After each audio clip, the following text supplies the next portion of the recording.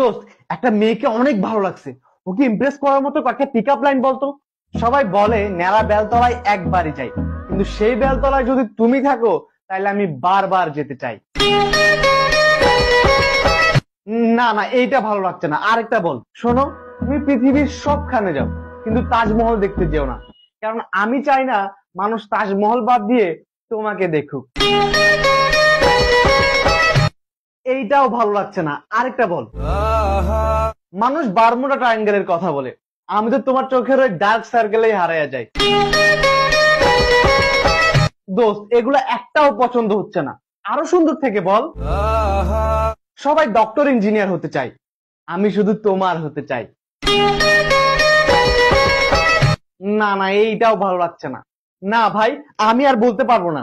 ভাই ভাই প্লিজ, আরেকটা জাস্ট। আচ্ছা, যারা বাংলা পড়ায় তাদের ডাকা হয় বাংলা টিচার, আর যারা ইংরেজি পড়ায় তাদের ডাকা হয় ইংরেজি টিচার। তুমি তো প্রেমে পড়াও, তোমায় কি নামে ডাকবো? দোস্ত, এটাও ভালো লাগছে না। ভাই, আমার আর পিক আপ লাইন বলা লাগবে না, তোর পিক আপ লাইন তুই বানা, আমি যাইতেছি।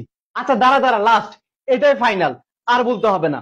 তুমি নিউক্লিয়াস আর আমি ইলেকট্রন, কারণ তোমার আশেপাশে আসলেই আমি আকর্ষণ অনুভব করি।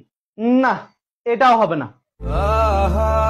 বুঝছি ভাই, তোর কিরকম পিক আপ লাইন লাগবে। শোন, আমার প্রিয় ক্রিকেট, তোমার প্রিয় ফুটবল, তুমি আমার শাবনূর, আমি তোমার ডিপ জল। আর একটু সুন্দর থেকে বল। হে মিস, আমরা কি বন্ধু হতে পারি? এইটা জোস হয়েছে, এইটা জোস, এইটা সেরা, এইটা দিয়েই কাজ হবে।